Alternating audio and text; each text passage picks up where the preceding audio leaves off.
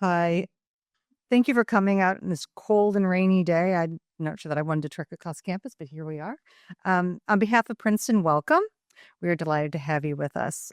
I also want to thank our sponsors, the Griswold Center for Economic Policy Studies, the Julius Raminowitz Center for Public Policy and Finance, and the SPIA in New Jersey program. I am Colleen Burris, and I lead the Strategic Partnership and Engagement and the Research Development teams in the Office of the Dean for Research and the Office of Innovation. A lot. I know my business card is two-sided. I'm also a former urban and economic development planner. Worked at HUD for years and in St. Louis County. So, a little bit about this topic. At the Office of Innovation, we focus on strengthening the innovation ecosystem. We connect industry and investors with Princeton researchers and technologies. We support scaling innovations with commercializable products and startups. And we facilitate research collaboration with industry, private foundations, and government, which may be a little unusual to hear, but we do all that 360 of ways to connect.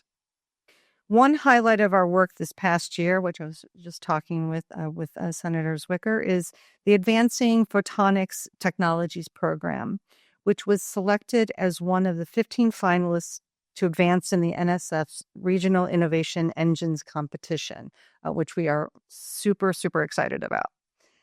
The Office of Innovation is committed to standing with our partners here in New Jersey and New York and Philadelphia and our partners around campus to really advance economic development initiatives and to contribute to the region's long-term growth, which is why I'm truly excited about the conversation today when we'll hear from our panel.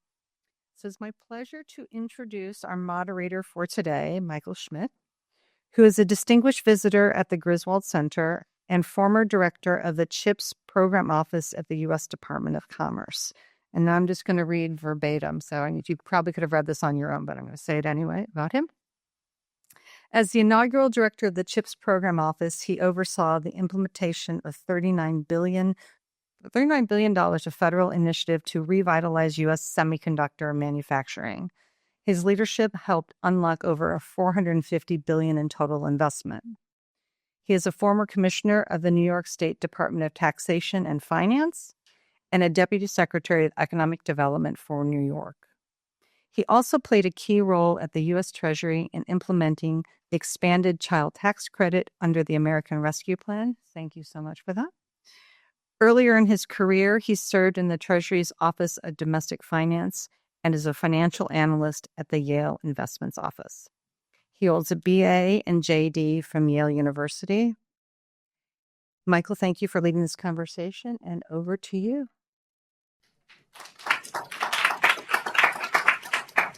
Well, thank you all for being here. I'm very excited for the panel. Thank you for our panelists for joining. I'm going to do brief introductions of each of our panelists, and then we're going to dive right into what I know will be a very interesting and enriching discussion. So I will start with Commissioner Knight. So we have Hope Knight here. She's the president, CEO, and commissioner. Three lofty titles there, I have to say. Impressive.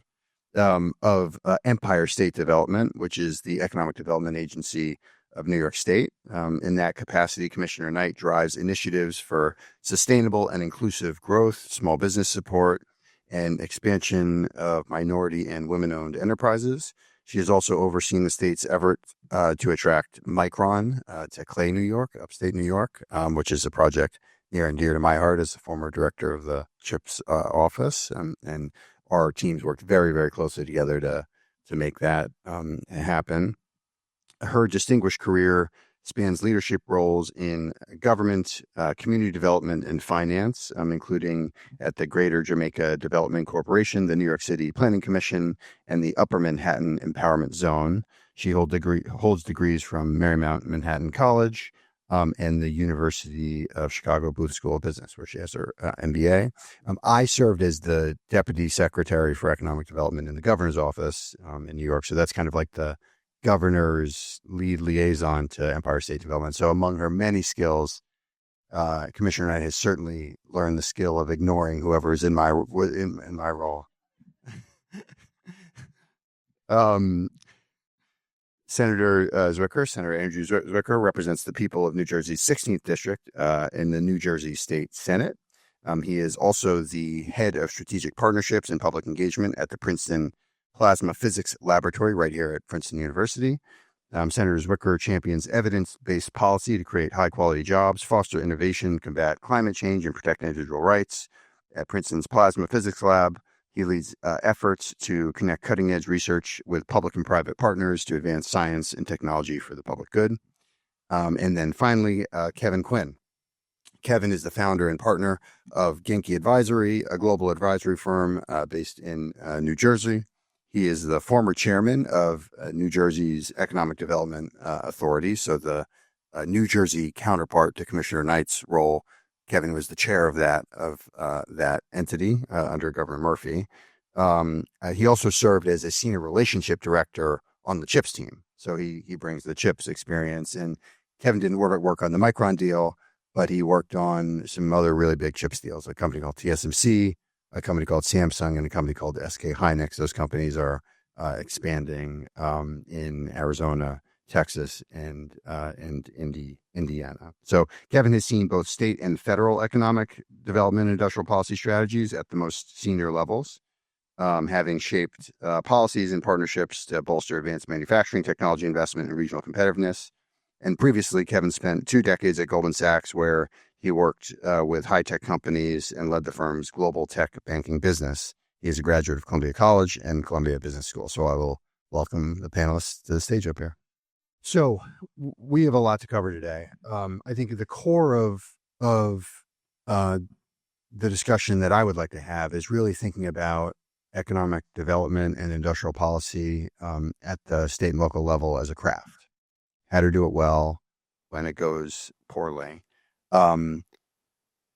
We can both think about this as a region. New York and New Jersey are kind of common partners in the Northeast region, which has a bunch of strengths, but also has seen some significant decline over the last several decades.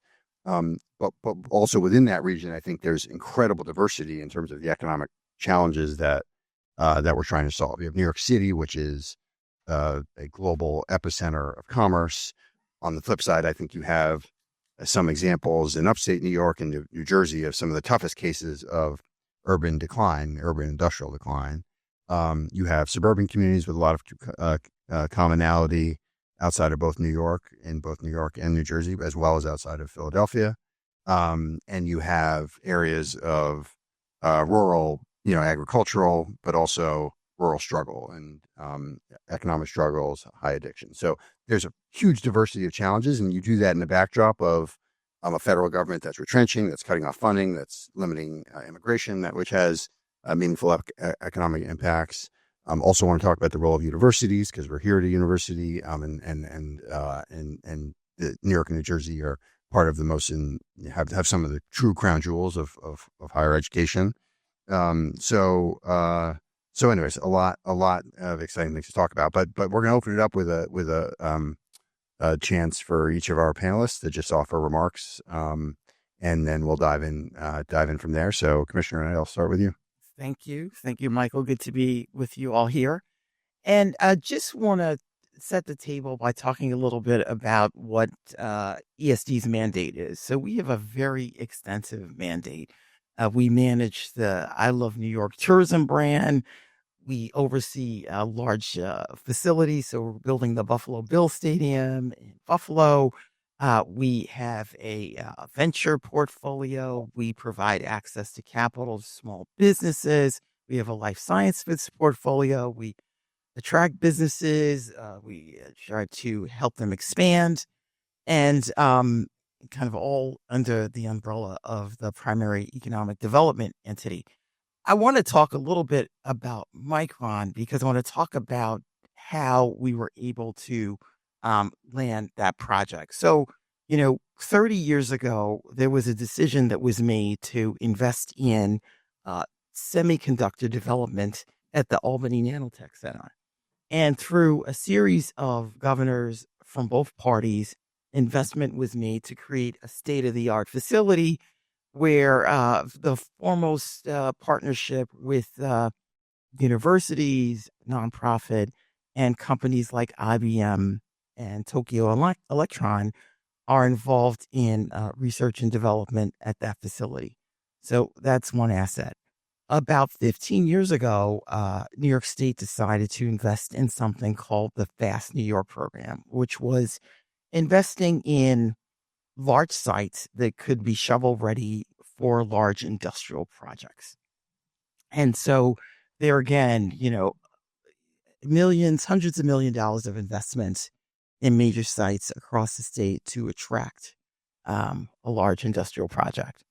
So when the Chips and Science Act got passed, we knew that we were going to have to provide some incremental support to lower the costs of operating for advanced manufacturing semiconductor firm. And so we created something called the Green Chips Tax Credit Program, which was intended to pair with Chips and Science Act money. And so we had all of these tools at our disposal when we were pitching for Micron. And I think a combination of these things we were able to land the project. And so, as Michael said, outside of Syracuse, New York, and Clay, Micron is going to invest $100 billion over the next 20 years to create 4 fabs, one of the largest facilities in the country. It's going to create 9,000 direct jobs, 40,000 indirect jobs. And, one of the things that we did was create a community investment framework so that Micron would invest into this fund, ESD would invest, and so would other supply chain companies. And it really provided a community engagement process that captured the aspirations and needs of the community. And so now we're in a process where we've had a request for proposals. We have reviewed them. Micron will review them. And some of these projects are going to be awarded in the next month. And one of the major hurdles for the Micron project to happen was the environmental impact statement was accepted in the last week. And so that provides for the ability. That deserves a round of applause. Thank you. Thank you. That is a document that's probably 1,100 pages or something like that. Exactly. Yeah. And it's going to provide for the companies to be able to get permits and start clearing trees and getting the project up and going. So, we had all of these assets that were, accumulated over a long period of time that helped us land this project. Thank you for that. And just on Micron, it's such an example of state and federal working together, because that's not only going to create a huge number of jobs for New York, but Micron produces the most advanced memory chips in the world, which are critical for AI and are currently 100% produced in East Asia. So this is a really important domestic supply for really important. And I just want to build on something. So it was city and state, but it was all of the county, South the county and the federal government, the state working together. This project would have never happened. Okay, Senator Zwicker, over to you. Thank you, and thanks for having me, and so glad to be here. I'm feeling a little left out. I'm the only person who didn't instrumentally create the chips. So I guess the best I can do is say that you can't make a chip without a plasma, and as a plasma physicist, I'm somehow tied to the CHIPS Act. That's the best I got right now. Very good. I'll take it. So I look at this as a couple of different things, but first of all, if you don't know me, I'm a physicist, as you heard from Michael. For me, I came over from the Plasma Physics Laboratory. I came out of grad school, was a research scientist there, did a lot of education outreach, and 10 years ago decided that there should be more scientists in government, and first I ran for Congress, lost, and then I ran for the General Assembly. Spent 6 years there, including creating the science committee. First time that New Jersey had a science committee that was trying to address science, not just science policy, but science as an economic driver, a lot of what we're talking about today. 2021, I moved over to the state Senate, where I'm now chair of the Oversight Committee, vice chair of Higher Education, vice chair of Labor, and a member of the Budget Committee. And I think cumulatively, all those are also related to the topics that are in front of us today.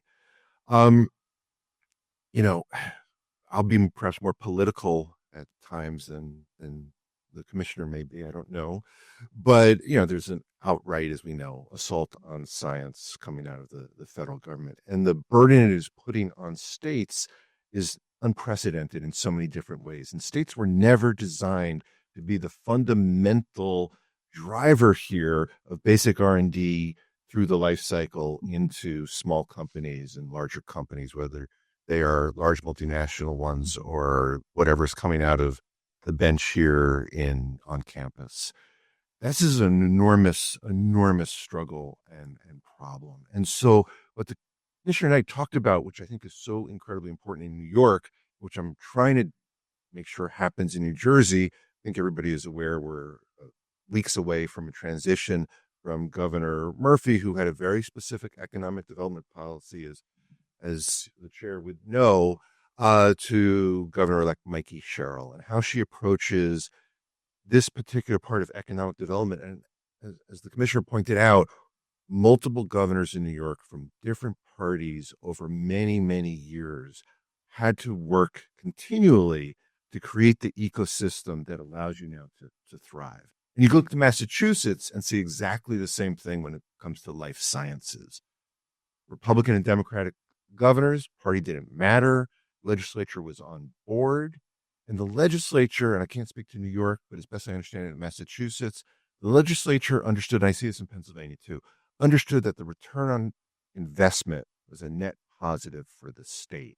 That while our dollars are more limited at the state level, if you understand that a dollar invested today will come back 2 times, 5 times, 10 times, whatever it might be, is something that has to really be developed within a state legislature, because we are required here in New Jersey to balance our budget every single year by June 30th, which means that saying, yeah, but if you invest 10 million, 50 million, $100 million into X, you're going to get it back 5-7-fold. Economic Development Authority worries about this all the time, but years from now, that becomes a real political struggle.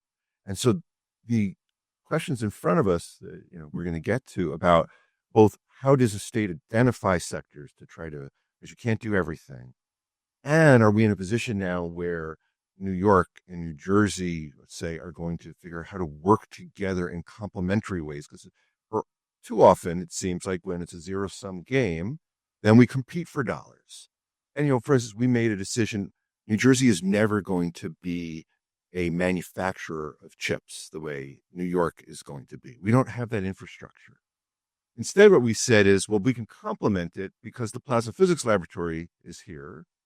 And you do, no jokes now, you need plasmas to make chips. So let's figure out if we can do the basic R&D for the next generation of fab labs, and how can plasma science push that forward?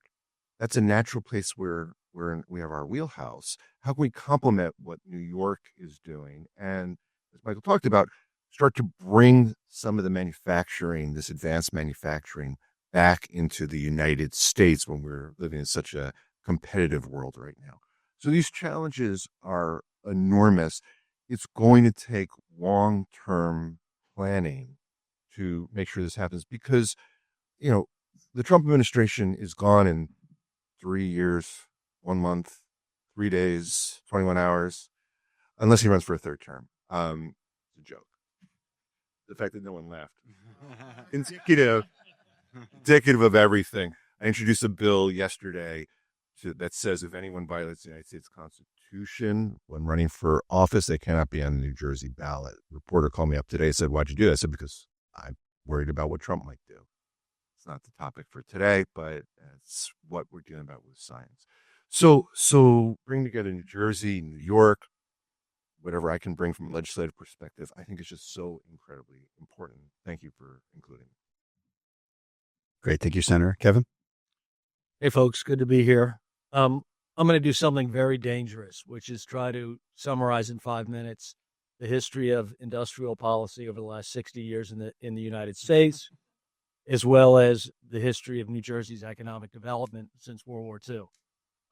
So let me jump in and not waste any time.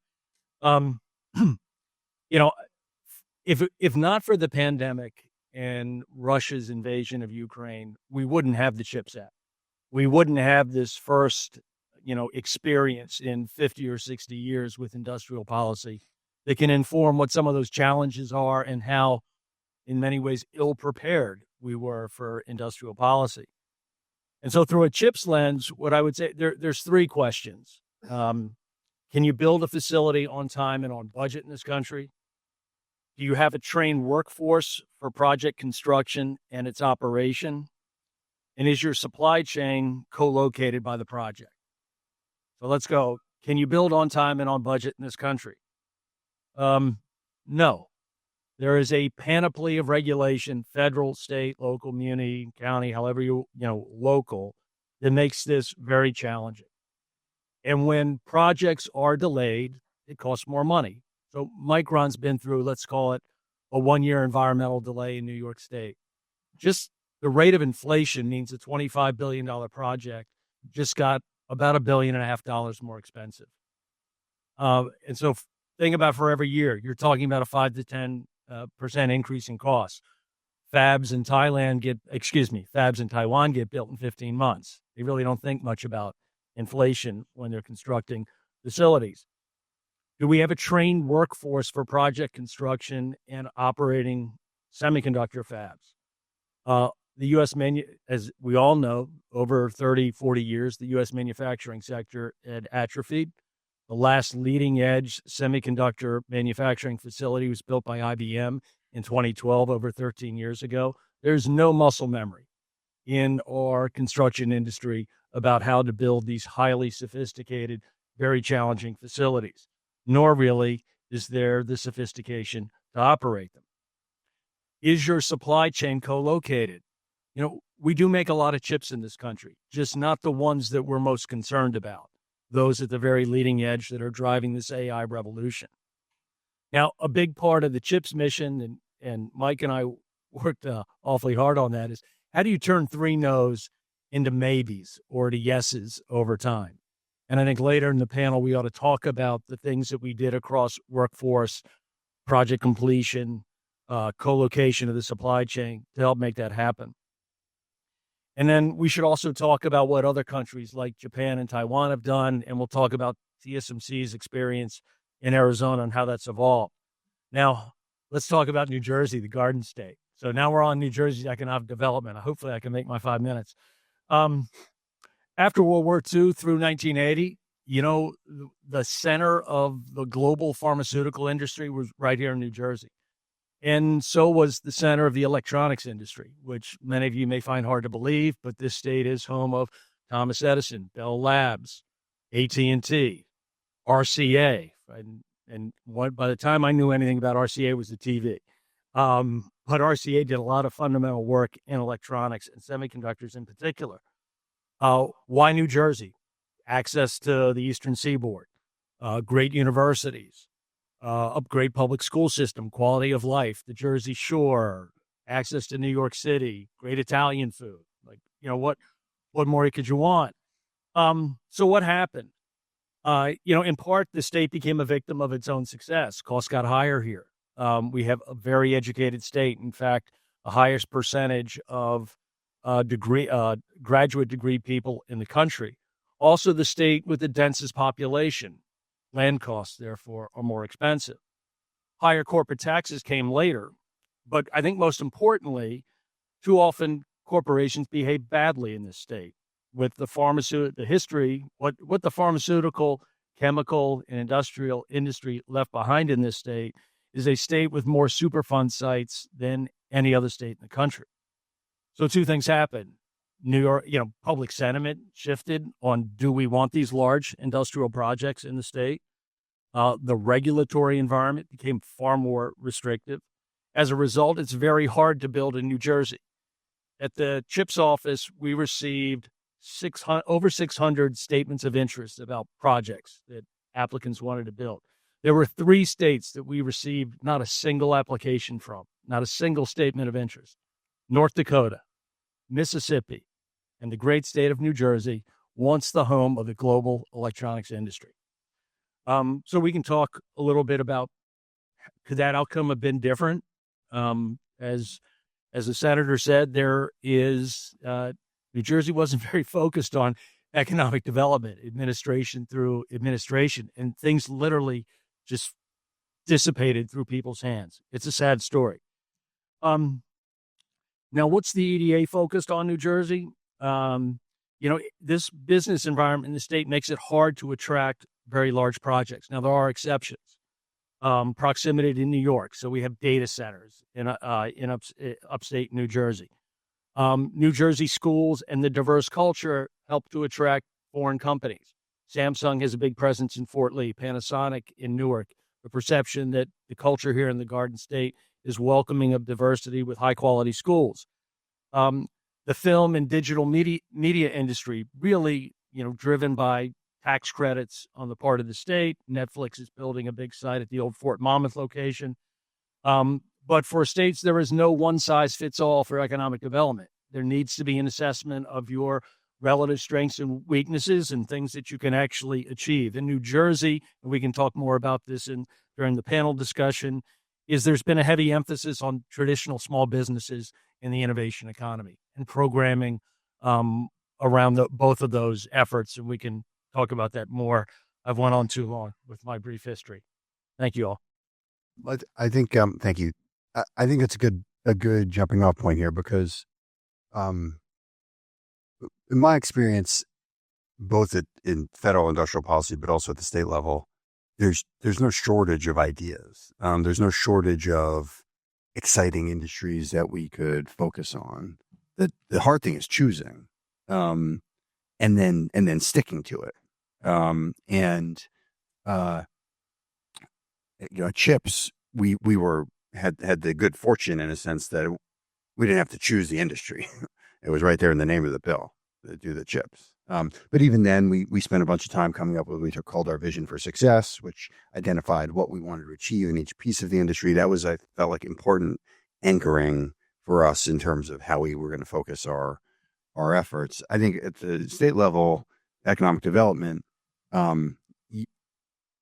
it's a really blank canvas, and there's so many options. And yet, to spread too thin or to focus on one thing and then stop and focus on something else strikes me as a recipe for not succeeding, right? For kind of like, mile wide, inch deep kind of strategy. So how do you avoid that?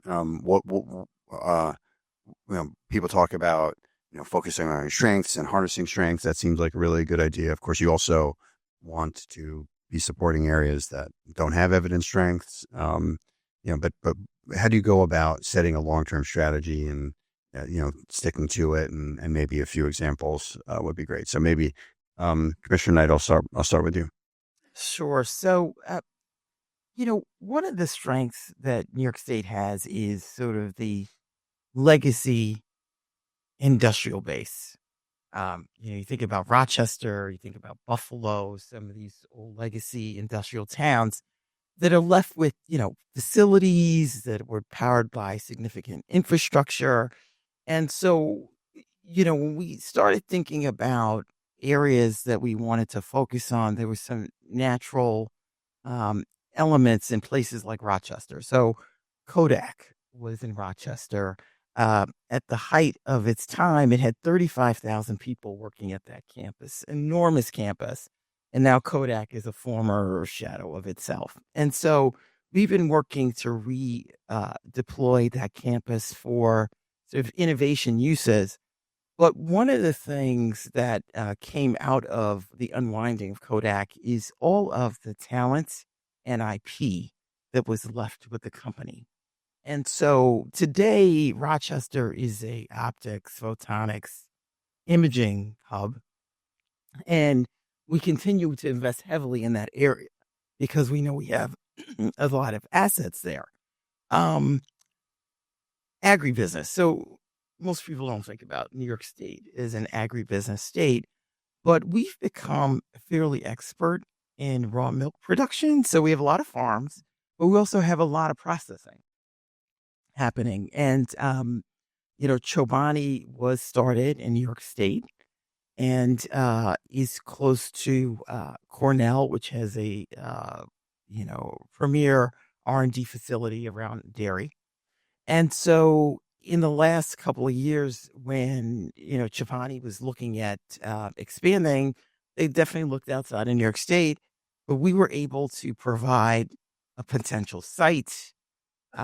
We've actually figured out how to create raw milk distribution in a very efficient way and have figured out how we're going to grow the farm population to support this growth in the milk product industry.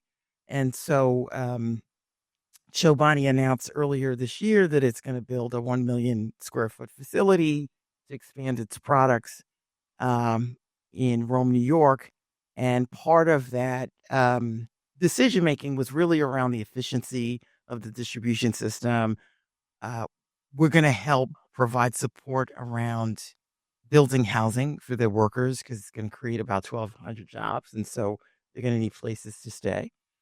And we have provided significant support for the infrastructure for the site so that when they get started, they can get up and going right away. That's fascinating. Just one follow-up question. So the state was involved in helping figure out how they would distribute the product? Help that. The Commissioner of Ag and Markets has been working with the farmers around distribution. Interesting. And we figured out how to be highly efficient. Very cool. I would talk about two things that have come out of the EDA. I assume while Kevin was board president, that leads to, I think, some stability to get at what you're talking about, that Governor Murphy really focused on. It may be too simplistic to say it in this way, but former Governor Chris Christie was really focused on his Economic Development Authority and how to ensure that the large corporations stayed here, for better or for worse. Well, Governor Murphy has, as Kevin said, really focused on how can we grow an innovation economy or bring it back in your history. So, I represent Central New Jersey, so I'm very biased here, but the corridor from New Brunswick down to Trenton has, of course, two great research universities, pharmaceutical companies from J&J on down, is got just this hub of innovation ready to go. And so there's these things called strategic innovation centers that the governor has stood up, and under the CEO of the EDA, Tim Sullivan, really focused on particular sectors, whether it's the Helix in New Brunswick and life sciences. There's one up in North Jersey around fintech. There's one in South Jersey around aviation. The newest one is around plasma science, whether it is fusion or chips or anything else. And these have been pre-funded, which has been a really key thing here. So they survive regardless of who won the gubernatorial election. Quite frankly, regardless of how that person's economic policies move forward, if up to $50 million per strategic innovation center for these public-private partnerships, universities, private sector, the public sector, all working together around these targeted areas. That money's been preceded, and so it will stay in place. It doesn't get to the decades long that New York has done, but it's a start, and it's a really important start. The other one is the Evergreen Innovation Fund, which is saying, okay, states like New Jersey, but states in general, as I mentioned before, have limited resources. So let's leverage. Let's say that in this case, we are going to match private investment around very particular specific sectors, whether it is life sciences, whether it is material science, whether it is aviation or advanced agriculture or fintech, whatever it might be. And so the Innovation Fund says we'll match it. So now you're going to have these smaller companies that are looking for money, knowing that if they can raise X, well, then it's instantly going to be 2X because the state is going to come in if you satisfy all the various criteria. Again, these are things that put New Jersey, at least in my opinion, back onto that path for the longer term growth. And that's outside of pressure coming from the federal administration. Those, I think, are really key. And then showing a net return on investment. I talked before about that political struggle, but the data that we have to present, whether it is to the administration or to the legislative body, that these dollars up front are going to continue to come back. It's how you start to make sure that this will happen year after year after year. Thanks, Senator. Kevin, be interested in you reflecting on New Jersey with respect to my question. But as I think about examples of governments setting a long-term strategy and succeeding, it has to be the case that the most successful example of that in history is Taiwan and their focus on semiconductors. So maybe if you could thread together, the classic New Jersey, Taiwan answer. Sure. So, a couple of things. I guess the first thing you do before you get elected governor is you hire McKinsey to come up with a long-term economic plan. But the governor, Governor Murphy, did do many innovative things around kind of reviving the state's technology heritage. The senator mentioned, in fact, there have been 12 strategic innovation centers with $230 million of funding. When I became chair of the EDA in 2019, our balance sheet was about $500 million. Today, the EDA's balance sheet is $2 billion. The governor, again and again, looked with confidence at the EDA to its ability to execute and manage this greater responsibility. I think because the EDA kept demonstrating that it had the capability and talent to do that perhaps was not the case in other places. He could have put that money in the state. Taiwan, interestingly, didn't start with as the center of the global electronics industry or the pharmaceutical industry like New Jersey. They were starting from a much lower level of economic development. And essentially what the state did, when I say state, I mean, the country, Taiwan. Well, they're an island. I'm sorry, we don't recognize them as a country. What the island did is they create zones, and these were basically farmlands outside of Taipei that later became the center of the electronics world, Hsinchu, Taiwan. And this concept of a science park where the land is owned by the government, it's zoned and permitted, there's complete infrastructure, utilities, roads, the supply chain, because of how easy it is to set up operations there, really all over decades, all kind of conglomerated or agglomerated around these areas. And it's how you create, the electronics industry. Taiwan created the electronics industry is projects get built on time, on budget. Your contractors are all co-located with you because nobody ever stops building. It's that easy to do. Well, TSMC never stops building, but there's plenty of business to be had. So it makes sense to be there versus right now, TSMC in Arizona is bringing workers in that used to work in the oil and gas industry in from Louisiana and Texas. And that makes for really expensive labor because now you have to pay to house them. And if you had a science park, you could have housing to keep people there longer term. I just say in Japan as well, a different approach than Taiwan, but essentially a whole of government effort of now in what they call METI, the Ministry of International Trade and Industry. When they point in a certain direction, the prefectural governments fall in line. They bring, they get the private sector involved in projects, meaning Japanese corporates made investments, Sony, Denso, Toyota in the TSMC facility there. Something we didn't really see in the U.S. of our private companies who are so protective of their margins and want to be very efficient with their uses of capital, didn't see a need to support local manufacturing through their own investment dollars. We can talk about more about that later. So a very different approach. Just going back to economic development, when the times were good here, Southern New Jersey has plenty of power. There's a nuclear facility down there. They have plenty of water because it's all agricultural. It's located close enough to Wilmington and Philadelphia and the universities that the senator mentioned. If there was a long-term plan, why weren't fabs and facilities constructed down in Southern New Jersey? Why was nobody thinking about that in the 1980s? Silicon Valley was just lettuce farms.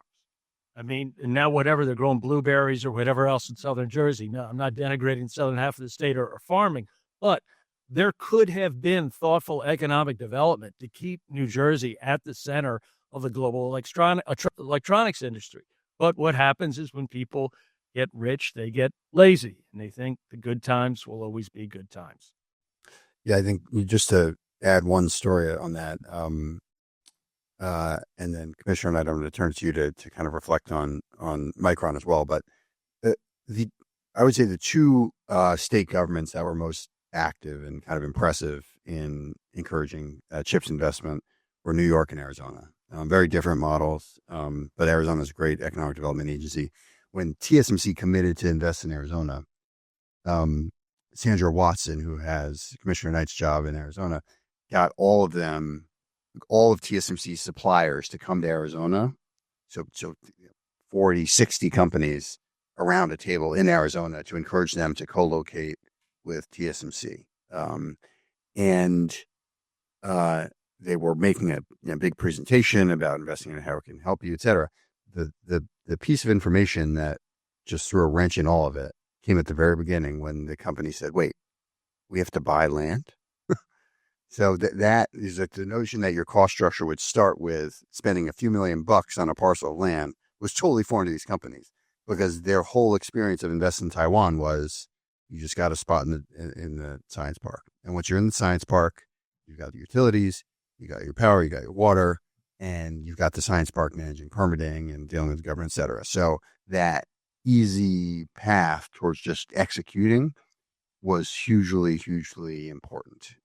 It's hard from a state economic development standpoint because there's risk in the if you build it, they will come, right? There's risk in spend a bunch of money on something and then it just sits here. It kind of doesn't look good. Michigan is a big plot of land that they've been trying to sell. They were competing, I think, for Micron.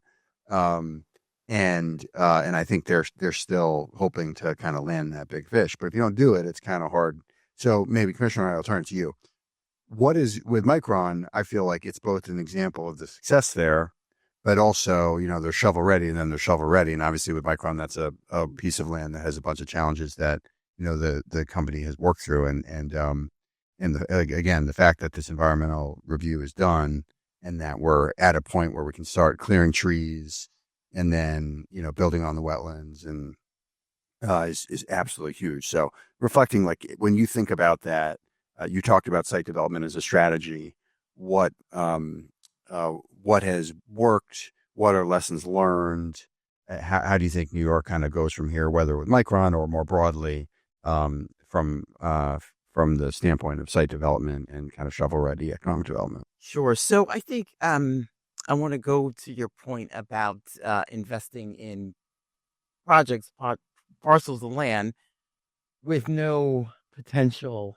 You want someone to locate there, but you don't have the potential company. And I think our legislature has gotten comfortable with that. They're not a voluminous number of sites, but, at one point it was 4 sites. Now we're looking at a few others.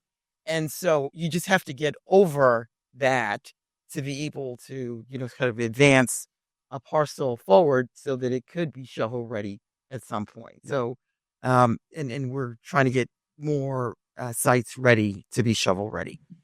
I think the one thing that we have reflected on was this entitlements process. We know it's long and ugly and terrible. And so the question is, how do we fix it? And Can you just explain what the entitlements process is for the group? Just being able to get permits based on environmental reviews. And so, it's a very lengthy process. You need a sort of county or state sponsor to go through the process. And it's a back and forth with the company to make sure that environmental challenges are met. And so it took Micron, I'm going to say, approximately 14 months to get through the process, which in our case was fairly quick given the complexity. I mean, the federal EAS averages 4 years. So that to give you a sense of, So we feel, but we know that that's still too long and too cumbersome. Yeah. And so, when we think about um, industrial parks, as you said, these supply chain companies, they expect that there is going to be an industrial park there, which they can locate. They're not trying to buy a piece of land and try to develop a project. They want to plug into an industrial park. And so that's something we're definitely going to have to work on, and we're spending time thinking about it. But it really is thinking about how can we improve the environmental review process so that if we get to the next project, we can make that happen. yeah, it is just for the group, particularly when you have to do an EIS, but really even under NEPA, there are two types of environmental reviews. There's what's called an environmental assessment, and that's where NEPA is the National Environmental Policy Act. Environmental assessment, you write 90 pages, you include maybe some environmental mitigations, and you have a finding of no environmental significance. And that allows you to proceed without doing an environmental impact statement, which is when there is environmental significance. So the Micron site, there was environmental significance because there are wetlands and there are endangered bats. And those two things meant that you really had to do this full environmental review. And there you're probably writing, like I said, it's 1,100 pages, maybe 50 different chapters. You're coordinating between the environmental commissions, the highway commission, maybe 3 or 4 different federal agencies. You're doing state and federal simultaneously. You can get litigation on both fronts. So just the operational execution of that is overwhelming, and there's so much that can go wrong. And if you don't get, for example, a good first draft of a chapter, that could set you back 3 months, right? I mean, it's that level of, and that's why these things take so long. Senator Zwicker, let's change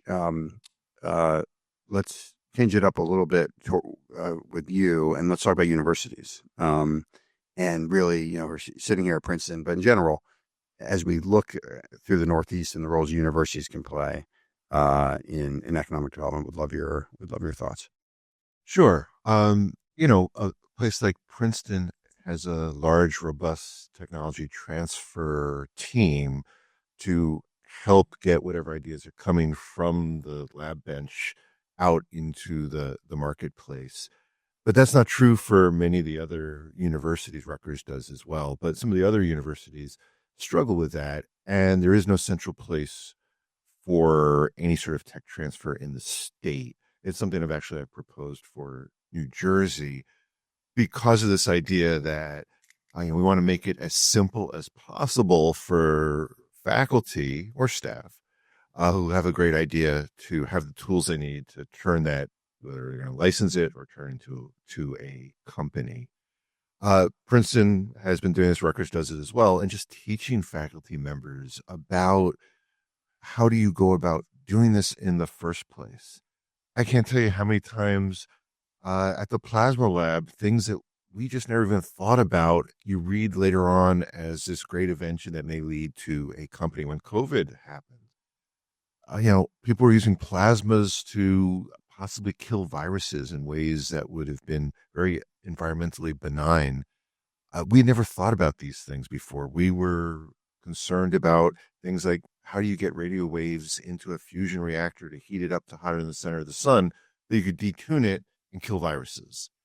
So the idea of, NSF has been working to train folks for a while now, and Princeton's been part of that. But how do you even train people to see that? And then the last part I would say, in terms of this, at least New Jersey specific, is too often universities have been siloed. And so Princeton, and this is getting better and better every year, Princeton, Rutgers may not talk that much unless there was a research grant that happened to go across the two institutions. And so I think there's a role for states to provide some sort of way to centralize and work together across the higher education ecosystem. And then that's sort of the direct answer to your question. I feel like I also need to say out loud what we all know, which is that higher education is under attack right now from the federal government. including research dollars. This institution has been threatened with the loss of research dollars. Most institutions, so certainly the Ivy Leagues have. Rutgers has as well. And so you've seen that whether it's President Eisgruber here working with his peer presidents or in other places, the Big Ten has been trying to do this. How do we band together, not just around research, not just on tech transfer, but on basic higher education policy, whether that is just the survival of higher education or whether it is about a ecosystem to create jobs, to create companies, to create inventions, which in the end are about making people's lives better. Fantastic. And one follow-up question, and then I'm going to open up for the group. So think about your questions while I do this follow-up. What do you think, from a university standpoint, what are the impediments? Is it lack of awareness? Is it, the faculty's just not interested? Is it just bureaucracy, politics? What do you? I think it's a mixture of things. Putting my scientist hat on for a second, I was never trained to really think about tech transfer or whether or not I have some idea that has an offshoot that might lead to some other invention. So it was just a basic mindset. Many of my colleagues talk about just an administrative burden. It's hard enough to get to the lab or manage grad students or teach a class or whatever it might be. So it's just an enormous administrative burden. It's not rewarded often in the tenure in the same way that teaching is often not awarded. It's about dollars that are brought in. So I think, and it's changing, right? And it's getting better every single day. But I think there's also a generational thing. I see the younger faculty, grad students are thinking entrepreneurial in ways certainly that I was never doing. Mm-hmm. And this may be very unfair for me to say, but it seems like, some of folks my age just weren't trained to think about it that way. So like at the plasma lab, we may have, let's say, 100 PhD scientists there. There are half dozen that think entrepreneurial. And you can see that because they're licensing stuff, they're patenting things, they're going through the process. The other 95% just don't think about those things. So there's a lot that needs to be broken down. Yeah. Fantastic. Okay. Questions from the crowd? Yes. And why don't you introduce yourself and your affiliation? Policy master student here at Princeton, also born and raised here in New Jersey. Thank you all for being with us today. My question has to do with, toward the beginning of this panel, you mentioned, working between New York and New Jersey, working to complement strengths of neighboring states. So my question is sort of about competition between states. I went to school in Tennessee, and it seemed like every day there was another large manufacturing company moving to Tennessee, and we've seen that across the formerly agricultural South. At least speaking for New Jersey, having grown up here, it seems pretty clear to me that New Jersey can't compete straight up with a state like South Carolina or Tennessee on regulation and tax breaks. So I guess I'm curious to hear your perception of what that competition is like, and like because if it's not, a head-to-head tax break regulation competition, how do you characterize it? So, with New York, we're certainly in competition with places like Tennessee and South Carolina, which are lower cost states. But a couple of things about New York State on the manufacturing side. We have 0% tax on manufacturing, so we can compete there. But we know the cost of doing business is higher. So one of the things we focus on is workforce development. So to the extent that you need a trained workforce, we will work with you, provide funding, and create training programs to get you a work-ready workforce. So that's one area. And then I think the other is we have abundant hydropower, so clean power. And so a lot of companies are very focused on that even today. And we're ever able to provide that in a low-cost way. Kevin? Yeah, I think it really just isn't a focus because we can't really compete there. I think about the businesses under the old Economic Opportunity Act under Christie. It was some of it attracting new folks, but really retaining big companies that were here. So think of like New American Water. A lot of the development down in Camden was basically getting people to build new headquarter buildings on the river in Camden. Fiserv, I recall, was probably the last big corporate, Fortune 500 company that head faked that they were going to move somewhere else and then stayed in New Jersey, and is now in the process of shrinking itself. So I listen. I think the state has done, or the EDA has done smart things about where it can compete, which is how do we build that next generation of companies that can grow in New Jersey and become, big companies again over time. And so I think that the strengths they're trying to, how do we create that ecosystem that involves subsidizing accelerators, the New Jersey Innovation Fellows Program, having these focus areas around fintech and partnering with universities. Fintech's a partnership with Stevens Institute of Technology. The AI Hub is here in Princeton, partnered with Princeton, Microsoft, and CoreWeave, is creating those public-private partnerships with including universities and large corporates where we can begin to get the flywheel going again. Now, this all said, and these were the stats provided to me by the EDA, so I'm sure they're right. There's, on a comparable basis, we have had more job creation here in New Jersey since 2019 than neighboring states. We have seen household incomes rise more. These are, everybody complains about the business environment in New Jersey, but when, maybe that is starting to creep in the data. Unfortunately, the economic development cycle and the political cycle just don't line up. This stuff that we're doing at the EDA or have been doing, it's kind of a 10-year thing before you know what you got. And we are on 2 or 4 year political cycles in this country. Let's say very quickly, the workforce is here, location, and some of the best public schools in the country. Those 3 things is hard to compete with. New York can compete with us, but Tennessee can't. So companies have to sort of balance all those various pieces, and then like attracts like. And so if we work on building up sectors, it will be a magnet. It'll draw more.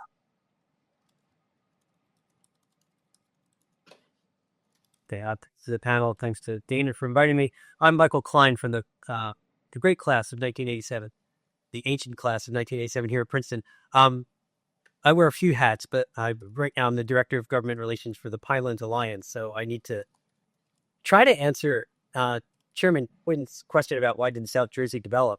It's 1 million acres of the Pinelands that was preserved in 1978, and there's a tension we're not going to solve today between business development and the environment, but it's an interesting that it came up a lot in your presentations, which I appreciate. My question is, there's industrial parks and then there's business incubators at colleges and universities. Rowan University's got one. NJI, New Jersey Institute of Technology, has got a business incubator in Newark. I wonder how you think about business incubators on a university campus and industrial parks. I know the models have been Research Triangle in North Carolina, Route 128 in Massachusetts, but is there a synergy that's happening that I'm not aware of, or how do you tap into those entrepreneurs? The senator used that phrase, and what the industrial parks are doing with real existing industrial organizations, corporations. I mean, my experience with the accelerators on campus is that it's a pretty diverse set of businesses, people who have ideas and they can run from consumer to fintech to AI to software. For the more industrial parks, or, I think of the EDA's Bioscience Center on Route 1, where you get like-minded companies. There are existing lab facilities there that can be shared. So for the extent, which I think these strategic innovation centers are meant to attract alike businesses to leverage the resources available at those industry-specific centers. I'll just say quickly, I've had a proposal for years that never got traction to help create some of these business parks around the state, sector focused, and named it after Beatrice Hicks, someone that I expect very few people have ever heard of, but the first woman to graduate from NJIT as an engineer and created the switch instrumental in getting the Apollo mission successful to the moon, because I didn't want to name it after Einstein or Edison or the only 2 New Jersey scientists the general public can can name. We have a number of incubators associated with academic institutions that are focused around core areas. So in Rochester, we have optics photonics incubator. We have a clean energy incubator in Binghamton associated with SUNY Binghamton. We have some clean energy incubators. We have a food incubator. So we have about 10 incubators that are core focused around a particular area. They're not located in industrial parks, but they're more associated with academic institutions. Yeah, I think I would just add, I think the dream is if you can get the industrial park and then get the innovation co-located, right? And I think there's a bit of a chicken egg question there. I think what we've seen in the United States for the last few decades is the R&D happens here and then manufacturing goes abroad, right? Now we are in a position where we're trying to bring the manufacturing back, and then it would be really great if we could also strengthen some R&D here as well. There's a lot of conversation about Intel. We haven't talked about Intel today. That's more of a conversation about the semiconductor industry. But what makes Intel so important from a national security standpoint is they do both here. Like Intel's campus in Oregon is a national treasure for the R&D it does in semiconductor process technology. It then ramps at the manufacturing right there in Oregon. And then from there, it can do copy exact and manufacture around the country and around the world. With TSMC, it's the inverse. That's all that's happening in Taiwan. And but now they're doing advanced manufacturing here. And I think the question is, but I think there you have a very effective, not only state government, but very proactive university in Arizona State University, ASU. And you're beginning to see, our colleague Todd Fisher was on the ground there a couple weeks ago. You're beginning to see these signs of maybe you can begin to get that innovation manufacturing ecosystem where they're kind of self-reinforcing. I think that's kind of like the ideal thing you want to create. Yes. Hi, thank you so much. I'm Preston. I'm a senior in the policy school, and I'm from Brooklyn, New York. So let me say I'm grateful for ESD and your downstate EDC partner, Brush Terminal, sort of making this industrial park new life, and a cool place to hang out. Actually, it's a team. I really enjoyed this conversation about regional industrial policy. A lot of my work, independent, is on regional transportation policy. Different issues, but connected. And I'm curious if you can maybe share any lessons you guys have learned from trying to work cross state lines, integrating, maybe as the word I think Senator you used was complementing industrial policy. That lessons that might turn for the other agencies that are in our state area, particularly around transportation. I think the Port Authority is a good example of that. We been working on airport transformations, and I think we learned some things from the Newark redevelopment, and you learned some things from JFK, and so we've been able to share that learning with those development projects. Yeah, I would say a couple of things. New Jersey Transit is getting, was a jewel, was neglected for decades, is slowly getting better. But to your specific question, you're probably looking at each other going, it's not getting that much better. I know, I was being polite. I'm very good friends with the CEO. I had to say that. All I wanted to do was, I said to him, just make sure we can see out the windows, right? Sorry. But I think the commissioner mentioned the Port Authority, and this is exactly the time, right, to continue to work together because there's been a lot of competition, right? And we saw that over the fight over congestion pricing in Midtown Manhattan. And I understand that, and it's not the time and place to talk about all the politics of that, but it is, for instance, talk about something else. I've tried for years to get Port Authority approval to get hydrogen-powered cars through the bridges and tunnels. But it's compressed gas flammable cylinders. And dealing with 2 states through the Port Authority has been just more than we've been able to get through. just an example of sort of the bureaucracy that we're going to have to figure out how to improve, because New Jersey Transit ends up at Penn Station, and Penn Station and the Port Authority, the bus terminal. I mean, it's just a key lifeblood for the back and forth between New Jerseyans and New Yorkians, whatever the word is. So this is the right time for that. But these are hard, complicated problems. Other questions? Yes. States can employ to encourage growth development? Seems like a lot of times the default is to go to tax credits or tax breaks. But Kevin, you mentioned Taiwan's use of zoning. What are some of like unique ways that states are using tools in their toolkit? And then we'll do this question now as well. It was actually super related to Andrew's question. Just thinking about tax policy and regulation generally, and the justice implications of those things. And I guess I'd love to hear some sort of high-level ways that you think about regulation and the justice implications of those. So we'll talk about tools other than tax incentives. We're trying to create places where people want to live, play, and work. And so some of the tools that we use are really around placemaking. That's been a centerpiece of the strategy, particularly upstate New York. And so I would say that's really been a significant tool, because it's really been able to give us the ability to attract companies to locate in some of these towns that have been having a hard time for a long time.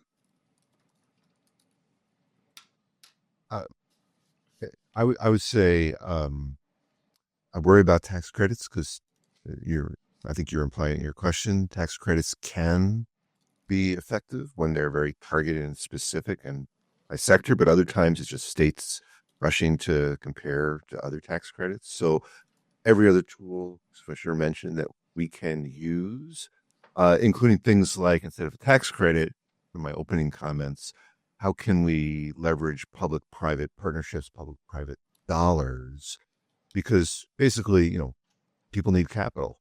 And so are you either going to give them a credit on the taxes they pay, or are you going to give them money up front?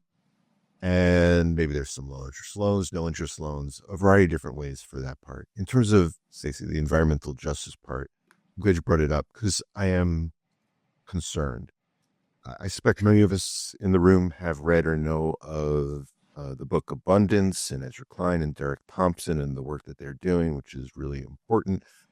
And New Jersey, I don't know how New York works, but we are a home rule state, 571 municipalities, 21 counties. We'll compete with you in terms of difficulty of getting anything done. But to your question, we also have arguably the strongest environmental justice law in the country right now. And I am worried on how do you balance that. I'm not sure if that's what you were thinking about, but very worried about how do you balance that. How's the law operate? So in short, in the same way there could be an economic or environmental impact statement, there has to be an environmental justice statement. Easiest thing to talk about is a battle in New Jersey about whether to make a natural gas peaker plant in Newark that would spew out a lot of particulate matter into a community that's already dealing with significant asthma rates from air pollution, as an example. So it's another layer of bureaucracy, wetlands, endangered species, impact on people who are often not considered in that equation, right? So there is clearly a political pressure. One can argue that, to Kevin's point before, there are all these bad actors, and we have more Superfund sites in New Jersey than anywhere in the country.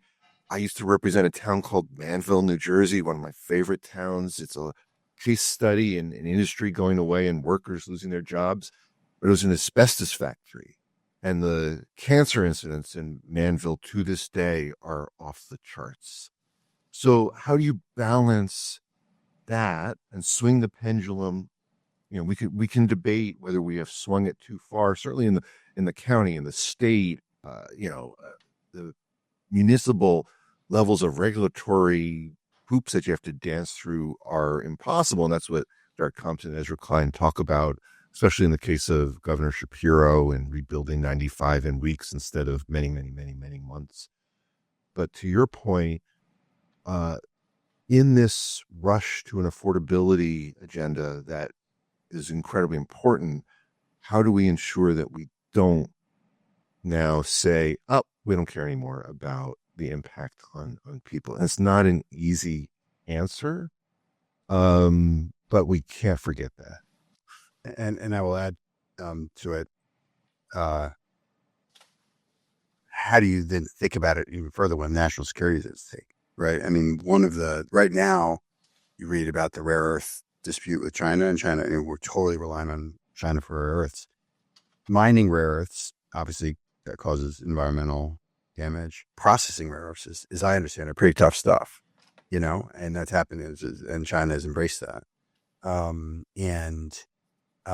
We can rely on allies for that. But that's also a tough message with allies to say, hey, we want you to do this anyways, it's I think you've put your finger on a really important tension. Okay. I'm going to take prerogative to ask one last question. We're at time. And the question is, we have some young people here who are, interested in careers in public policy. Presumably that's why you go to public policy school. So, make a pitch or, talk about exciting ways that people can build careers in public service. So we have lots of programs in New York State for folks coming out of school. We have Empire Fellows Program, Excelsior Fellows Program. And I would also urge folks to think about volunteering or getting on boards of community development not-for-profits, because it's a really good way to understand the issues on the ground. I totally agree with that. I'm going to one-up you, which is Kay Livornia is my chief of staff, who's sitting right here. What's your great public policy idea? Let's write legislation together and make New Jersey a leader. Every year, I have my interns, high school and undergraduate, do a Shark Tank type of thing, and winners, I write the legislation. So that's awesome. Let's write some legislation together. That sounds like a great podcast or something. Let's write some legislation again. Yeah, legislation Shark Tank. Get them. Mike, from what I read, there's a lot of openings in the federal government right now. Oh, that's true. In New Jersey, I'm just familiar with the EDA, and if you have an interest in the EDA, I can help get you to the right folks there. Okay, awesome. Well, thank you all for being here. One more, sorry, real quick. Yes. Real quick, for the PhD students that are here, there is also the equivalent of the AAAS fellowship for science folks, and tell your friends about this, but there is a fellowship to get people, recent PhDs, into state government. So it's run through the Rutgers Eagleton Fellowship. I should have plugged that one too. Excellent. Well, Commissioner Knight, Senator Zwicker, Mr. Quinn, thank you for your thoughtful presentations, and thank you all for being here.